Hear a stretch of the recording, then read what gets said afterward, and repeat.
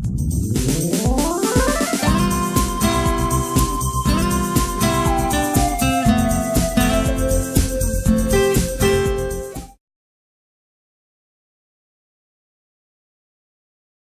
Chancellor Dr. Gregorios, our distinguished guest today, Shri P. Saina, Metropolitan of Delhi, Bishop Gregorios, Kottayam MLA and former MP, and representative of the Gregorios Maragat Samadi, Shri Suresh Kuruk, Professor M.S. John, Honorary Director of the Paulos Gregorios Chair, distinguished professors, students, and friends. The Dr. Paulos Gregorios Chair was instituted at the Mahatma Gandhi University only some years ago. But for several reasons, it was largely dormant, except for the brilliant inaugural address by the well-known scientist E.C.G. Sudarshan at Kottayam. I wish to acknowledge at this point the role played by Professor K.P. Joy, then syndicate member, and the Vice Chancellor of the university at that time, Dr. Rajeshekaran Pillai, in instituting this chair. Now, with the genuine interest of the present Vice Chancellor, Dr. Rajan Gurikar, and the Pro-Vice Chancellor, Dr. Rajan Varghese, and professors like Dr. P.P. Ravindran and other friends, Babu John, Father Thomas Varghese and others, we could revive this chair. Now, Paulos Gregorios is not really well known in Kerala as he should be. Of course, he is known in intellectual and academic university circles and also in some church circles.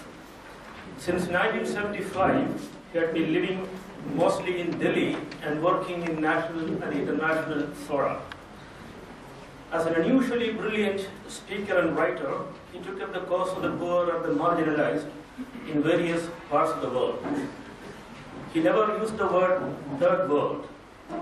Instead, he said two-third world and was a staunch critique of the Western economic and political powers who exploited the two-third population of the world.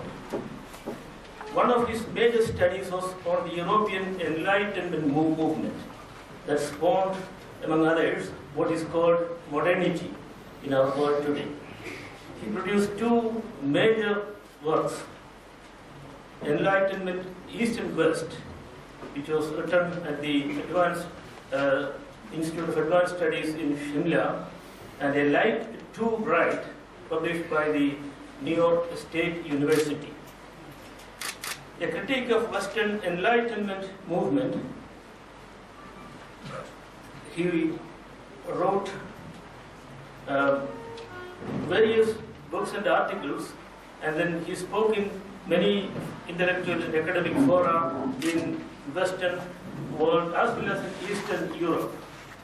He was very critical of the Western Enlightenment movement, which according to him was narrowly rationalist, and also he criticized the whole idea of the secular based on that understanding of enlightenment.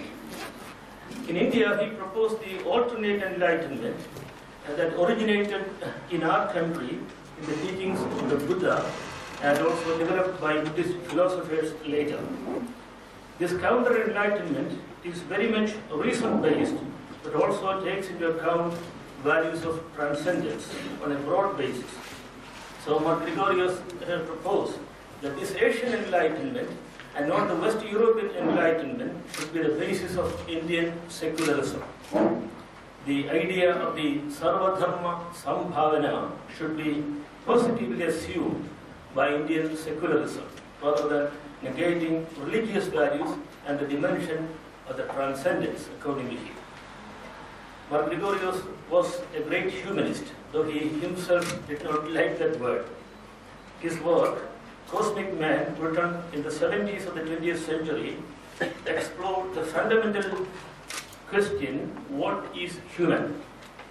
Is a work of theological, philosophical anthropology based on the writings of the great 4th century philosopher theologian Gregorios of Nyssa. In that work, he highlights creative freedom as the hallmark of God and humanity. But Gregorios was one of the few leaders who could easily travel and communicate between the East European bloc and the Western world across the Iron Curtain. But he was very critical of both at times. Although he was a close friend of Gorbachev and also of some Western leaders, he had, in fact, a very broad spectrum of friendship. Close friend of Dalai Lama, the leaders in Latin America, and leaders like Bishop Tutu in Africa. In fact, he associated himself with many of the progressive, freedom-loving leaders in all continents. But Gregorios was deeply committed to the creation of a human community rooted in freedom, justice, and love. In all his writings, he finally comes to this point. He permitted neither his own religious doctrine nor any ideological formulae to distort his vision of one humanity living in peace and creative freedom. The Gregorios chair wants to pursue some of his ideas, encouraging young students and researchers to work in areas of peace and conflict resolution, interfaith dialogue, the ecological concerns, and the plight of the poor, not only in this country but across the world, the science and religion, philosophical anthropology, and so on. Now we have a most fitting person to give the inaugural lecture, the person of Sri P. Sainath. He is well known to this audience and needs no introduction. Winner of the Magsaysay Award, he is often qualified as the voice of the rural India. Rural affairs editor of the Hindu, his writings are popular in academic circles as well as with the common readers. Paulos Gregorios himself would have been delighted to welcome him personally today and raise some of the provoking questions regarding the future of our nation and the condition of the poor, the pervasive influence of technology, and the forces that are needed to keep this nation together in the path of freedom, non-violence, and welfare for all. Dr. Sainath, we welcome you most heartily to this audience. We have the privilege of the presence of the Pro-Vice Chancellor, Dr. Gregorios. As I mentioned earlier, he is very committed to this chair. He is also now representing the Vice Chancellor, who is unfortunately away. Dr. Gregorios, we thank you for your great support and welcome you to this event. We have Bishop Yohanan Mar Demetrios, who is the successor of Paulos Gregorios in Delhi. He is a known biblical scholar and speaker, graduate of the Fordham University in the USA. He is also well known in ecumenical and academic circles. Bishop Demetrios, we welcome you most heartily. We have Sri Suresh Kurup, who is the former MP and the present MLA of this place. A person, a gentle humanitarian, who is very much loved by the people of Kottayam. He is bound to leave this place after some time, but Sri Kurup, we are very happy that you are here. We welcome you most heartily. And we have Dr. Amos John. As you know, he is the coordinator of the chair of Paulos Gregorios, the honorary director. He is also the organizer of this meeting. Dr. Amos John, in the name of all of us, I welcome you most heartily to this meeting. And distinguished professors of the various faculties, we are very much looking forward to your support in the future activities of this chair. We have friends from different parts of Kerala who came especially to attend the lecture of Shri P. Saina. I welcome all of you and the students and the researchers and all those who are here. Thank you very much. Pro Vice Chancellor Dr. Rajan Varghese, Sri P. Sainath, His Lordship Dr. Yohanan Gregorios, Sri Suresh Guru MLA, Dr. K.M. George, Your Lordships, colleagues and friends. I'm extremely happy to personally welcome you all to the School of Gandhian Thought and Development Studies. We are highly honored and beholden to the university for asking our school to host the Paulos Gregorios Chair. Some 27 years back, when the school was being set up with very little resources, Dr. Paulos Gregorios had volunteered to engage classes for our students on the theme of peace and reconciliation. We have a very eminent speaker and commentator to deliver the inaugural address. I am sure Dr. Sainath's lecture will set the right tone for the various activities that we propose to undertake under the aegis of the chair. In order to optimize the time available and make the interactive section more lively, we will be circulating and collecting paper slips. You can write your questions either in English or in Malayalam and pass them on to the volunteers, even as the lecture is underway. I wish you all a very pleasant evening. Thank you. I now request the Honorable Pro Vice Chancellor to deliver the inaugural address and light the lamp. Dr. M.S. John, Sri P. Saina, Dr. Yohanan Demetrius, Sri Suresh Guru MLA, Reverend Dr. K.M. George, members of the faculty, distinguished guests, and my dear students.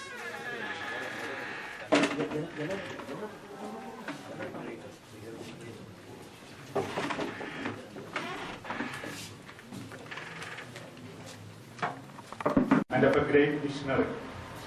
But I must confess that the follow-up to the institution of the chair has had to wait for over a decade.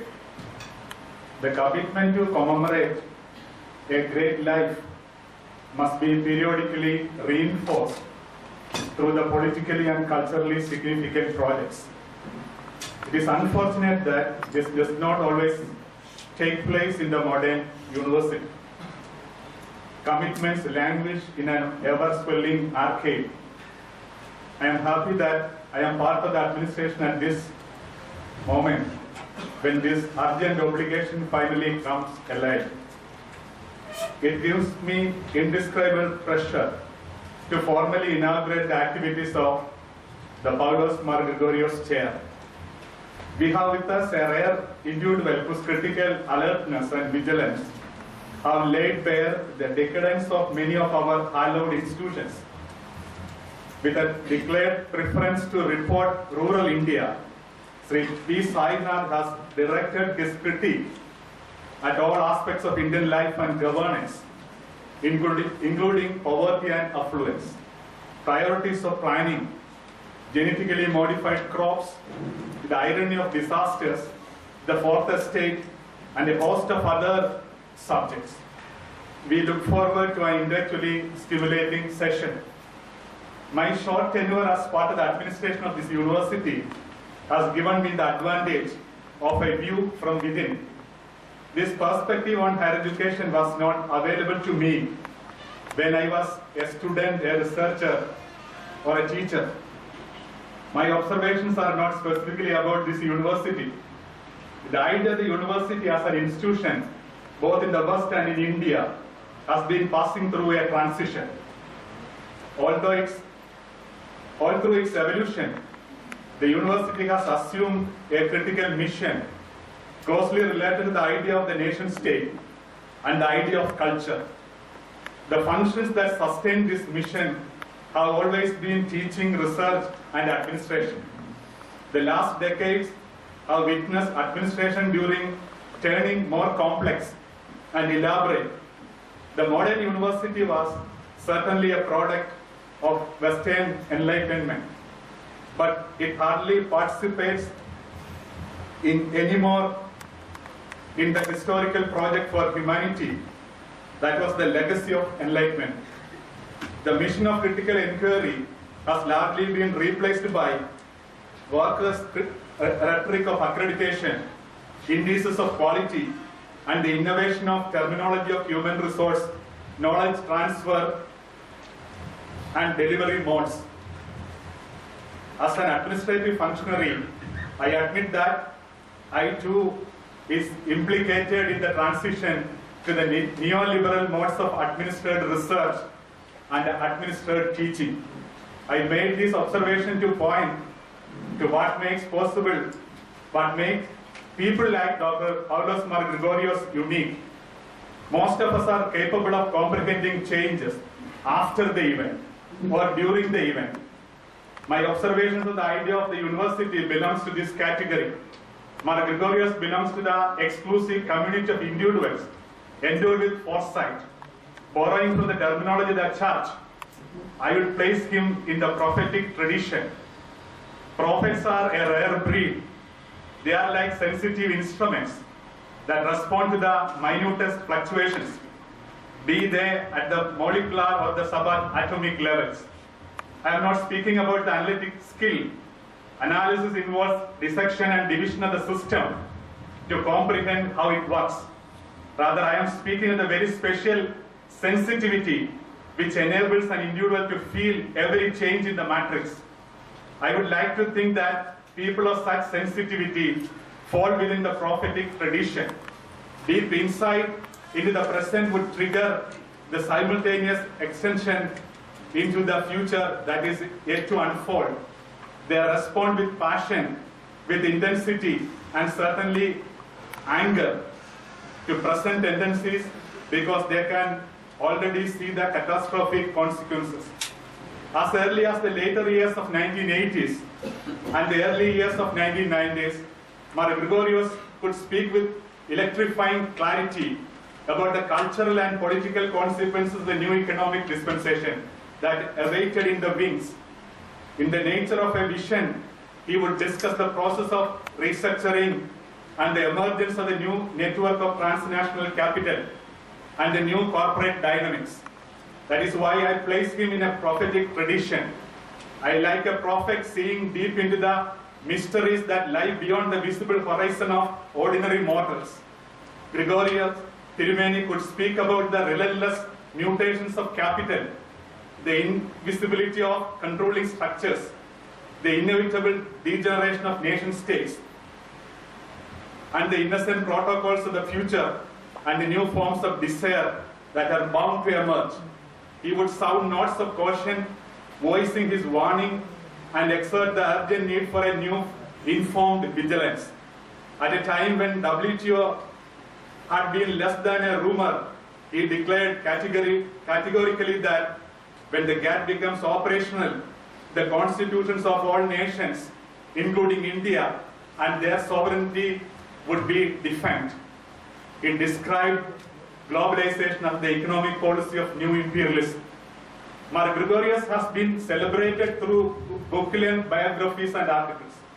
Among these diverse accounts, the one that I would consider very special is the intellectual biography of this great man, authored by the Marxist thinker Sri P. Govinapillai. PG explores the convergence between Marxism and the religion of Gregorios. PG's work is marked by intellectual integrity. He does not shy away from the critique of Gregorios' lukewarm response to the imposition of internal emergency in India. He dismisses the weak justifications of Gregorios, but PG goes on to chart the intellectual growth and political commitment of this great personality, sometimes through his own words and very often through the words of Gregorios, PG explains how this great man annotated himself within the religion of the oppressed and discusses his position on the religion of the oppressor. It was no accident that the subject that Gregorios chose for his doctoral research, which began at Oxford and concluded in India, was the thought of Saint Gregory of Nyssa, who lived during the 4th century AD. Gregory was a person who disassociated himself from fundamentalist positions and valued secular knowledge. Gregorios Tirumeni represented a cosmopolitan worldview, which is radically different from the neoliberal cosmopolitanism advocated in our own time. He was willing to enter into debates and delighted to find points of convergence while upholding a set of basic positions. In 1993, while he was traveling by air from Oxford to Colin, Tirumeni had a stroke that debilitated him for a while. But even after this, he remained vibrantly engaged in critical debates. He participated with great enthusiasm in the Kerala Padana Congress organized by the AKG Research Center and followed it up with a brilliant paper in the seminar on secularism and Kerala at Kozhikode. His paper opened with a fine distinction that he would join hands with those who strive for a secular state, but he made it clear that a secular society, a secular culture was not on his agenda. The paper was followed by a brilliant debate through published articles among Gregorios, EMS Namboodiripad and PG. This debate remains a great example of how differences and convergence may be discussed in the spirit of intellectual integrity and dignity. The story of Dr. Paulos Gregorios is a story that instills wonder and awe. I must telegraphically summarize the high points. There will be other presentations that chart his life in great detail. The schoolboy Paul Verghese faced brilliantly in the school final examination from 6th in the state of Cochin and winning the gold medal for mathematics. But he cannot continue his higher studies as he cannot afford the daily expense on travel to Ernakulam. The story begins taking unexpected turns. 5 years as a teenage journalist writing on local, national and international issues for 2 papers, a short tenure in the Department of Post and Telegraph, an invaluable stint as a trade unionist, a teacher in Ethiopia elevated to the position of the head of the Amharic language in the space of 3 years, studies at Yale and Princeton, a short period of research at Oxford, a stint of teaching at the Union Christian College, Alway, where I taught till joining the university, and I will be going back at the end of my tenure. In Ethiopia, again as the advisor to the Emperor Haile Selassie, deacon, priest, and subsequently bishop, the metropolitan of the New Delhi Orthodox Diocese, principal of the Theological Seminary, in the highest position in the World Council of Church, at Geneva, unbelievable international travel in every continent, over 40 trips to the former Soviet Union, articulate sympathizer with the revolutions everywhere, delegate to the UN Special Commission on Disarmament. One could go on and on. Finally, one can only conclude that more than a man, Dr. Paulos Gregorios was a legend, an incredible legend. Thank you.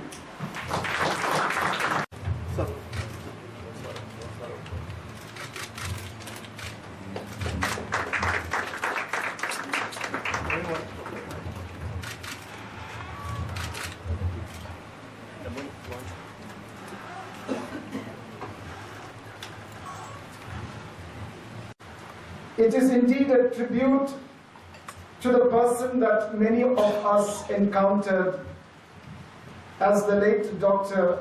Paulos Gregorios, that in spite of the passage of over 15 years, it seems relevant to pursue the installation of a chair in his memory dedicated to the pursuit of these thoughts and ideals which interacted with every known frontier of science. He was a person whose pursuit and experience of the transcendent reality that pervades all of creation and which subsists in creation. And therefore his quest therefore knew no boundaries. We would call it interdisciplinary. But in his time, it followed the ideals of his great predecessor, St. Gregory of Nyssa, for whom all knowledge became channels by which to encounter the ultimate reality and to express that to all who came in contact with him.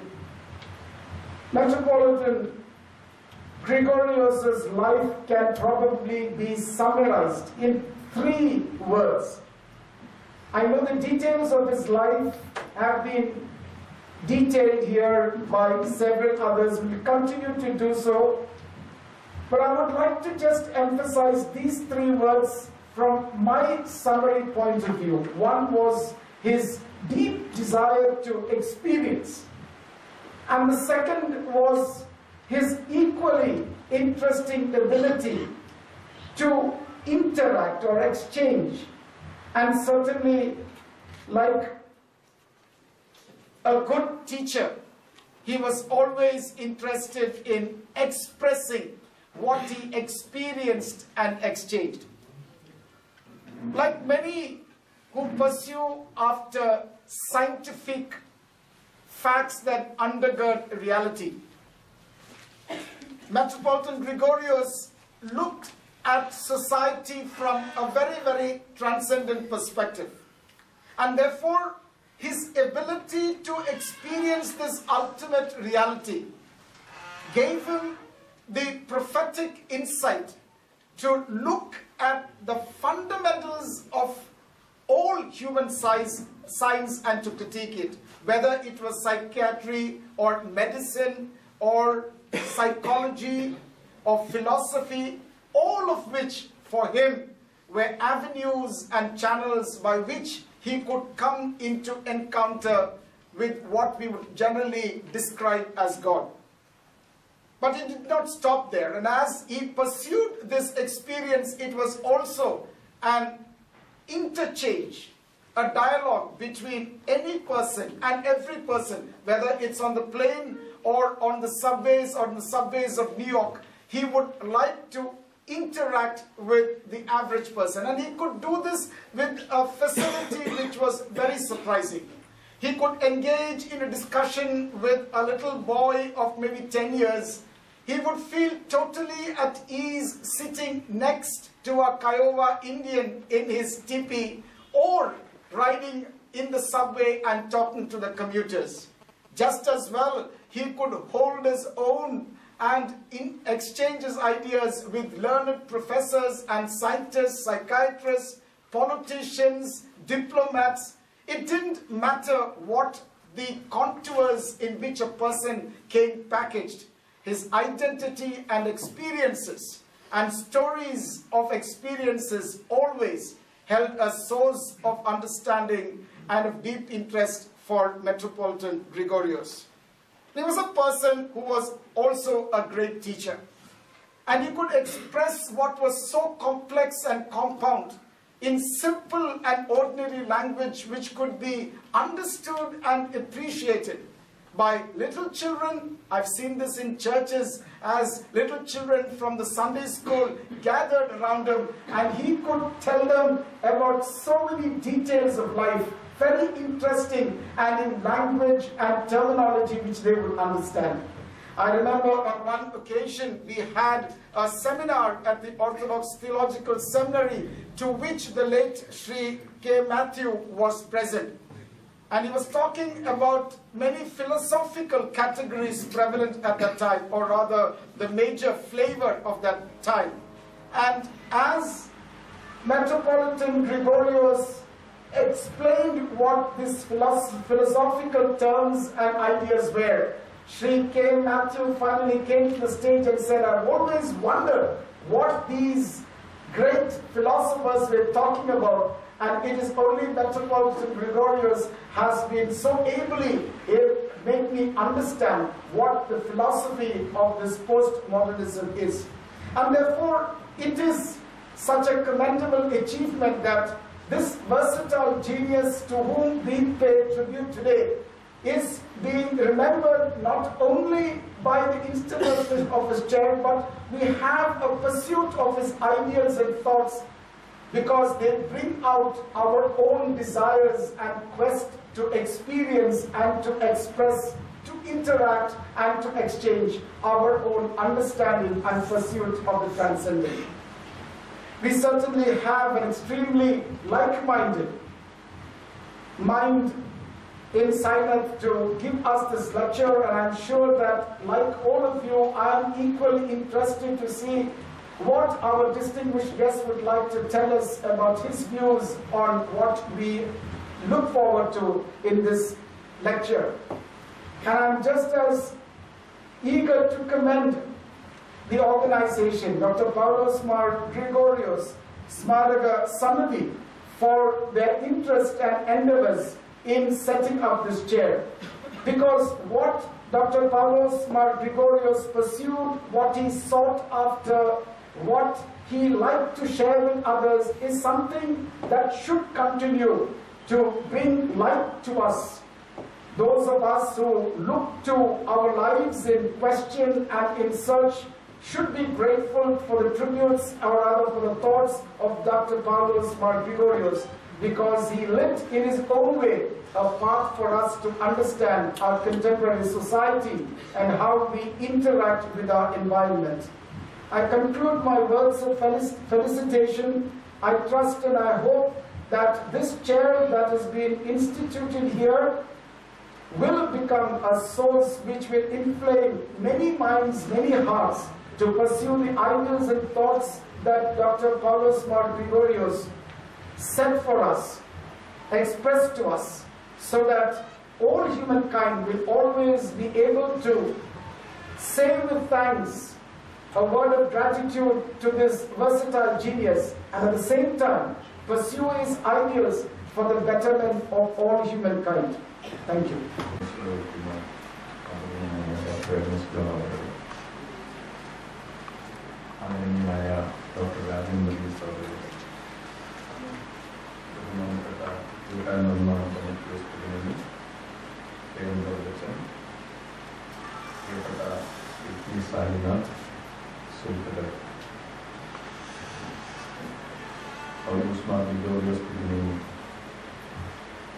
പുരോഹിത ശ്രേഷ്ഠനായിരുന്നു എന്നതോടൊപ്പം നമ്മുടെ രാജ്യത്തെ പാവങ്ങളുടെ സഹയാത്രികനായി. ഇന്ത്യയിലും പുറത്തുമുള്ള വിവിധ ക്രൈസ്തവ സഭകളിൽ പാവങ്ങളുമായി താതാത്മ്യം പ്രാപിച്ച ഒട്ടനവധി പ്രശസ്തരും അത്രയൊന്നും പ്രശസ്തരല്ലാത്തവരുമായ പുരോഹിതന്മാരുണ്ട്. എന്നാൽ അവരിൽ പലരിൽ നിന്നും വ്യത്യസ്തമായി ഏതൊരു രാജ്യത്തെയും പാവങ്ങളുടെ നിലയ്ക്ക് മാറ്റം വരണമെങ്കിൽ അതിന് രാഷ്ട്രീയ മാറ്റം അനിവാര്യമാണ് എന്ന് ശരിയായി മനസ്സിലാക്കുകയും കുറച്ച് വിശ്വസിക്കുകയും ചെയ്തിരുന്ന ആളായിരുന്നു പിന്നെ. അതുകൊണ്ടാണ് ഇന്ത്യക്കകത്തും പുറത്തുമുള്ള എല്ലാ നിലവാരത്തിലുമുള്ള ഇടതുപക്ഷ രാഷ്ട്രീയ ശക്തികളോട് അദ്ദേഹം അനുഭാവം പ്രകടിപ്പിക്കുകയും അവരുമായെല്ലാം നിരന്തരമായി സമ്പർക്കത്തിലേർപ്പെടാൻ ഔത്സുക്യം കാണിക്കുകയും ചെയ്തു. അദ്ദേഹം തിരുവനന്തപുരത്ത് വരുമ്പം സാധാരണ ഉണ്ടാകാറുണ്ടായിരുന്നത് AK സെന്ററിന്റെ എതിർവശത്തുള്ള MGOCSM ഹോസ്റ്റലിലാണ് അവിടെ വിശ്രമിക്കുമായിരുന്നു.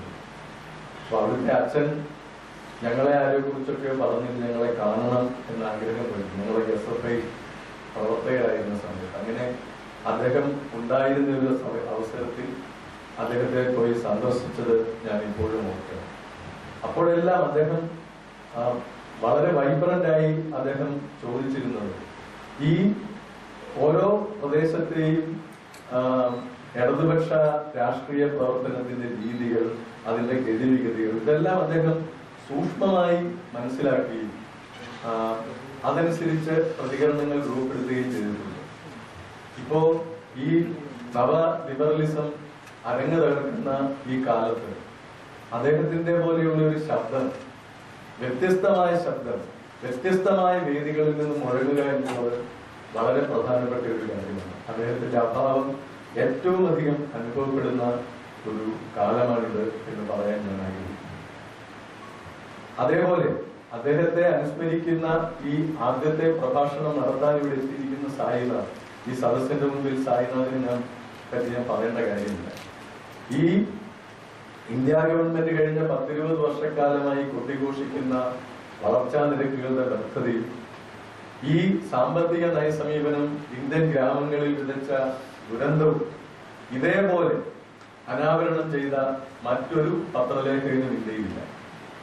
ഒരു പത്രലേഖകനും കിടന്നില്ലാത്ത മേഖലകളിൽ കിടന്നിരിക്കുകയും ഈ നാട്ടിലെ മുഴുവൻ ജനങ്ങളുടെയും മുമ്പിൽ ഇന്ത്യയിലെ ഏറ്റവും വിദൂരമായ കുഗ്രാമങ്ങളിൽ സംഭവിക്കുന്ന ദുരന്തങ്ങൾ, കർഷകന്റെ ആത്മഹത്യ, ഇതെല്ലാം ഏറ്റവും നന്നായി ഭംഗിയായി എന്ന അത്ര ഒരു കാര്യത്തെ കുറിച്ച് പറയാൻ പറ്റില്ല. ഏറ്റവും വിശദമായും നന്നായി ഈ നാട്ടിലെ ജനങ്ങളുടെ അടുത്ത് എത്തിക്കുന്ന പത്രപ്രവർത്തകനാണ് സായിനാഥ്.